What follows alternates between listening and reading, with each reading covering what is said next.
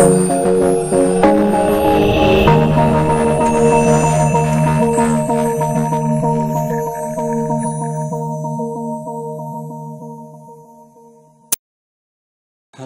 ketemu lagi bersama saya di mata kuliah Pengelolaan Sistem Jaringan Komputer.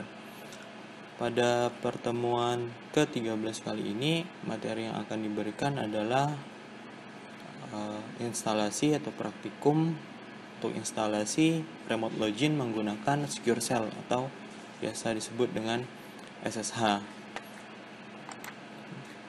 Kalau misalnya kita lihat di slide berikut ini, ada banyak utility atau cara untuk login melalui jaringan di dalam lingkungan Unix seperti menggunakan telnet maupun R-Login. Cuma teknik tersebut atau cara tersebut memiliki masalah, yaitu login name atau nama login dari user dan password, dalam hal ini akun. Jadi untuk melakukan remote login atau login di jaringan untuk melakukan remote server, kita membutuhkan sebuah akun, di mana akun tersebut terdiri dari username dan password. Nah, saat kalian mengetikkan username kemudian password, itu akan dikirimkan atau ditransmisikan dalam bentuk clear text. Tentunya hal ini sangat berbahaya karena orang lain yang berada di jaringan yang sama itu bisa mendengarkan atau membaca isi dari komunikasi tersebut. Kalaupun seandainya dia mendapatkan transmisi tersebut, dia bisa membuka isi dari komunikasi yang terjadi. Nah, data transmisi yang dikirimkan setelah berhasil masuk juga akan dikirimkan dalam bentuk clear text. Tentunya ini tidak aman. Salah satu metode yang populer itu menggunakan SSH atau Secure Shell. Ini salah satu tools yang sangat powerful, di mana dia pendekatannya berbasis perangkat lunak untuk keamanan dari jaringan itu sendiri, di mana dia akan menyediakan sebuah channel yang aman untuk pengiriman data melalui jaringan. Jadi dengan menggunakan SSH, ketika kalian login pun, username dan password itu akan dienkripsi, sehingga kalaupun orang lain mendengarkan komunikasi tersebut, dia tidak memahami isi dari komunikasi tersebut. Begitu juga saat data ditransmisikan atau terjadi pertukaran data antara klien dan server. Kita akan bahas mengenai telnet terlebih dahulu. Jadi telnet itu sendiri merupakan akronim atau singkatan dari terminal network. Ini salah satu standar di protokol TCP/IP yang fungsinya itu untuk menyediakan servis dalam melakukan remote terhadap sebuah server. Nah, telnet ini itu menyediakan atau membolehkan sebuah koneksi untuk melakukan remote system, seperti saat menggunakan lokal terminal. Jadi dia berbasis lokal terminal, kemudian kalian bisa melakukan remote dengan perintah telnet spasi user kemudian protokolnya. Nah, bagaimana telnet bekerja? Kalau misalnya kita lihat di sini, sebuah terminal, dalam hal ini perangkat user, dia akan terhubung ke sebuah sistem operasi, di mana di sistem operasi tersebut terdapat sebuah driver yang fungsinya adalah untuk menjalankan perintah atau aplikasi yang digunakan. Misalnya kita menggunakan untuk melakukan remote berbasis telnet itu menggunakan command prompt gitu, atau kita juga bisa menggunakan SSH misalnya dengan aplikasi putih. Nah, untuk remote login sendiri menggunakan telnet, prosesnya adalah saat kalian mengetikkan sebuah perintah di sistem operasinya, maka akan dijalankan oleh driver pada terminal. Kemudian selanjutnya dari telnet client itu ada beberapa bagian TCP, IP, data link, physical, seperti itu. Ada menggunakan TCP IP layer. Selanjutnya masuk ke internet atau ke jaringan, ya bisa jaringan internet, bisa juga secara lokal, karena tidak mungkin seorang admin itu akan berada walaupun dia ada di lokasi kantor tersebut, mungkin dia sedang berada di ruangan lain, tetapi dia tetap bisa terhubung dengan jaringan lokal untuk melakukan remote ke server. Jadi bisa internet, bisa jaringan lokal. Kemudian selanjutnya sampai ke alamat IP tujuan, akan diterjemahkan perintah tadi oleh pseudo terminal driver. Kemudian baru apa yang kalian akses diterjemahkan, kemudian dikirimkan feedbacknya. Nah, proses ini itu tidak dienkripsi sehingga datanya tadi dalam bentuk clear text dan bisa dibaca atau dipahami bagi penyusup. Nah, salah satu populer remote login ini menggunakan SSH. Sama seperti Telnet, dia menggunakan TCP. Jadi protokol TCP untuk menjalankan proses dari SSH ini. Tetapi SSH ini lebih secure dan menyediakan layanan yang lebih dibandingkan Telnet. Kalau misalnya kita lihat di sini bagaimana SSH bekerja. Jadi dimulai dari klien, dia akan merequest SSH link. Kalian bisa lihat pada gambar. Kemudian masing-masing site, baik itu klien maupun server, dia akan mengirimkan versi dari protokol. Kemudian selanjutnya itu akan ada terjadi pertukaran kunci dan negosiasi algoritma. Lalu enkripsi terhadap link yang digunakan, baru kemudian merequest service, baru pertukaran data itu bisa terjadi. Nah, protokol SSH sendiri ini sama seperti SSH, SSHD, SCP, SFTP, dan lain sebagainya.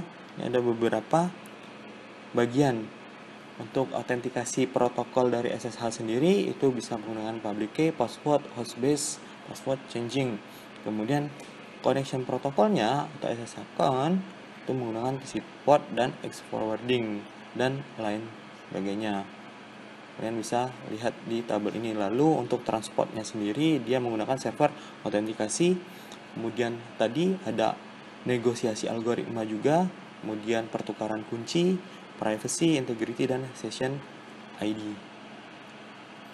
Kalau misalnya kita lihat di sini komponen SSH sendiri itu ada dua bagian. Untuk transport layer dia menggunakan TCP. Lalu di dalam enkapsulasi application layer yang ada tiga tadi, ada application, authentication, sama connection. Untuk di bagian ini ya, ada authentication protocol, connection protocol, sama transport protokol seperti ini. Nah, lalu kalau misalnya kita lihat di sini, ini port forwarding yang digunakan untuk terhubung ke remote site atau anggap aja SSH server melalui Telnet client, kemudian masuk ke SSH client, masuk ke sebuah tunnel, lalu ke SSH server, baru ke Telnet server. Ini salah satu yang bisa digunakan. Jadi ketika kalian menggunakan Telnet, kalian juga bisa menggabungkannya dengan SSH sehingga nanti koneksi yang terbentuk itu menjadi lebih aman. Ini untuk format paket SSH sendiri. Oke. Untuk materi hari ini saya akan memberi contoh bagaimana standar penggunaan dari remote login itu sendiri. Untuk instalasinya sangat sederhana. Kalian tinggal menggunakan perintah sudo apt install SSH. Oke, saya akan coba.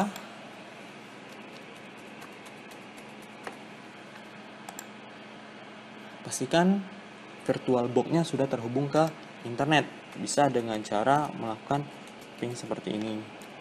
Nah, punya saya kebetulan sudah terhubung ke internet sehingga saya bisa melakukan instalasi seperti ini. Oke. Apakah ingin dilanjutkan? Yes. Enter.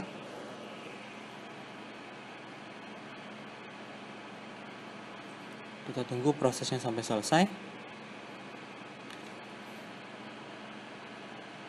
tidak terlalu lama.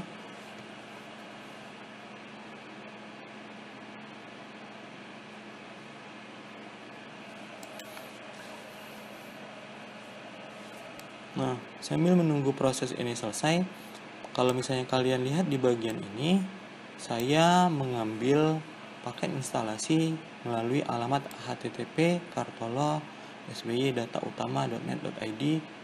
Kemudian ini package-nya Debian, Buster, main AMD 64 dan seterusnya. Nah, untuk bisa merubah atau menggunakan mirror lokal ini seharusnya tidak begitu lama seperti ini. Saya tidak tahu mengapa progresnya berhenti di 92%. Apakah VirtualBox saya bermasalah? Bisa jadi, tapi kita akan tunggu saja. Oke. Kalau misalnya kita lihat di sini, saya lanjutkan, prosesnya sudah selesai. Nah, kalau misalnya kita lihat untuk statusnya SSH.service ini sudah aktif atau running. Nah, sampai di sini itu sebenarnya sudah bisa digunakan. Tetapi jika kalian ingin mengkustomisasi dari pengaturan atau konfigurasinya, kita bisa melakukannya dengan perintah nano spasi etc /ssh/sshd _config. Nah, enter. Nah, di bagian ini ada banyak yang bisa kalian lakukan, misalnya mengganti alamat port yang digunakan, kemudian menentukan alamat IP yang hanya bisa mengakses remote login menggunakan SSH, kemudian membatasi misalnya login dari root. Jadi ketika pertama kali menggunakan SSH itu dilarang menggunakan akun root langsung, jadi harus menggunakan akun user dulu. Misalnya punya saya Dian 90 seperti itu.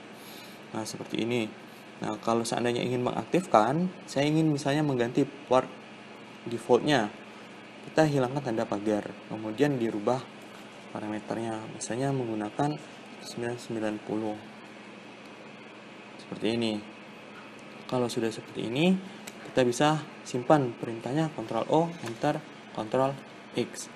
Nah, bagi yang kesulitan dalam melakukan instalasi, misalnya tiba-tiba ada tulisan ketika menginstal apt install SSH, terus dalam kurung enable.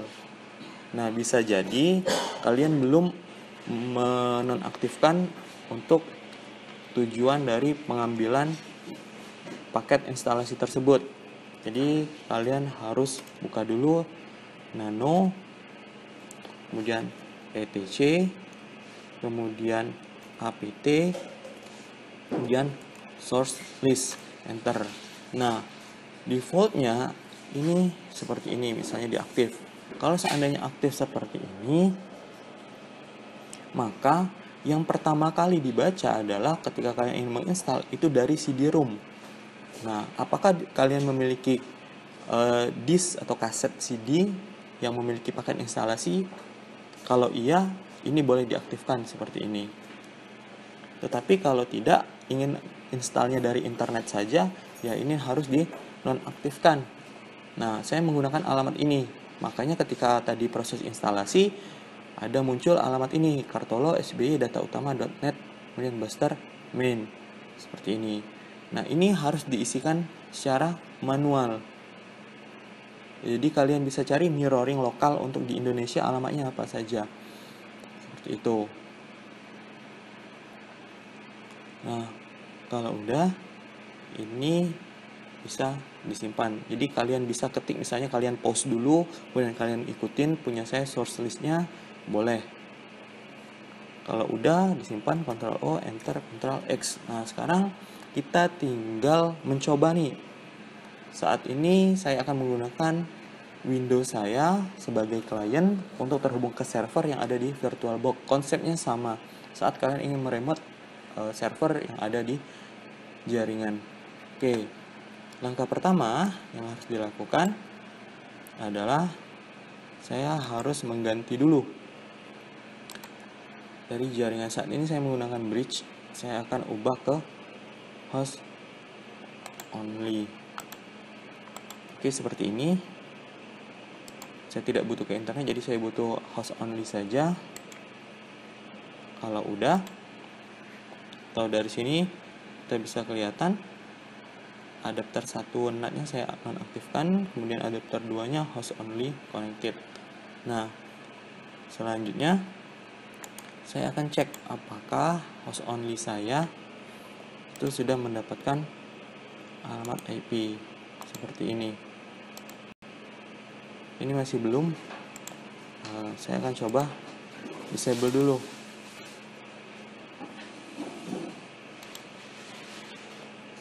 Oke. Saya akan lihat. Nah, di sini saya sudah mendapatkan alamat IP untuk gateway-nya sendiri atau DHCP server itu 143. Kenapa 143? Ya seperti sudah dibahas sebelumnya, di mana NP0S8 saya yang terhubung dengan Windows atau sebagai gateway bagi Windows-nya, bagi host only-nya IP-nya adalah 143. Oke. Nah, sampai di sini saya akan menggunakan aplikasi yang populer, yaitu PuTTY. Kalian bisa cari instalasinya di internet. Nah, kita masukkan alamat servernya, yaitu 192.168.0.143. Kemudian portnya sudah kita rubah tadi jadi 1990. Klik open. Oke. Nah, di sini kenapa dia inaktif? Karena saya masih terhubung dengan jaringan milik kampus. Jadi saya akan buat sesi yang baru. Saya nonaktifkan dulu. Nah, saat ini statusnya saya hanya terkoneksi dengan host only saja. Tadi saya terkoneksi ada dua, satunya ke internet, ke jaringan kampus, satunya ke host only 168.0.143, kemudian 1990. Nah, open.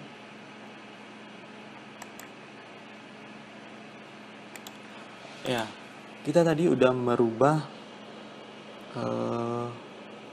portnya, jadi kita harus restart dulu sistem CTL, kemudian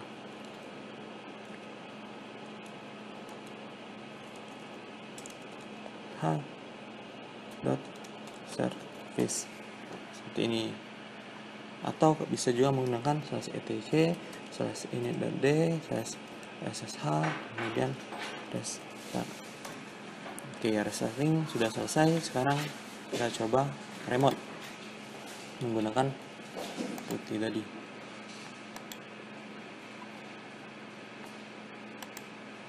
Oke. 192.168.0.143 kemudian 1990. Open. Nah, saat ini sedang terjadi pertukaran kunci. Jadi servernya menggunakan RSA 2. Ini kunci RSA-nya dengan nilai bitnya 2048. Nah, untuk menyimpannya ini kita tinggal yes. Nah, kita akan root login misalnya.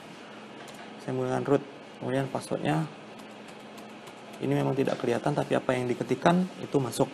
Dan enter.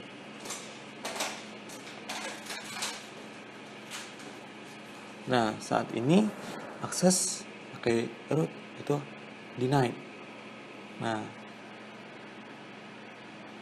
kita akan coba menggunakan akun yang satunya. 168.0.143 1930. Dan salah di port ya, harusnya port yang digunakan adalah 1990 bukan 1930. Oke, kita ulangin lagi 192.168.0.143 kemudian open sebagai Dian 90, Dian password Dian. Ini punya saya. Enter. Oke, kita sudah berhasil masuk.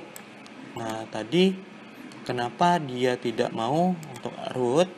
Kalau misalnya kita lihat di config di bagian ini, sshd.config, kita bisa mengatur untuk bagian permit login root. Karena di sini kita nonaktifkan, jadi root login ini tidak diizinkan. Kalau seandainya saya aktifkan, dia akan diizinkan. Permit itu artinya izin.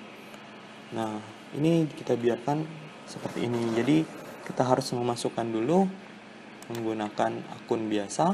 Kemudian nanti ketika kita butuh untuk hak administrasi root, kita tinggal pakai SM saja.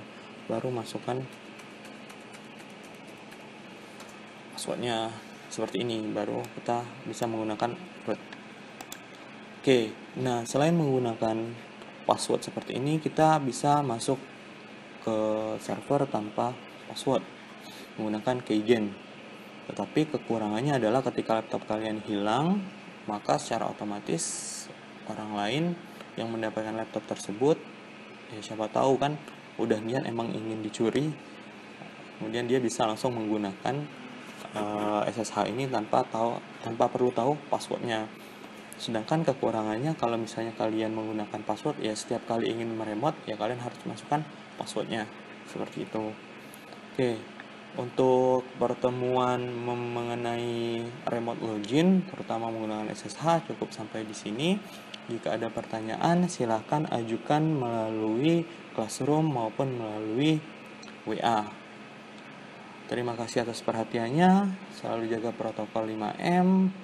Sampai ketemu di pertemuan selanjutnya. Salam Good Luhur.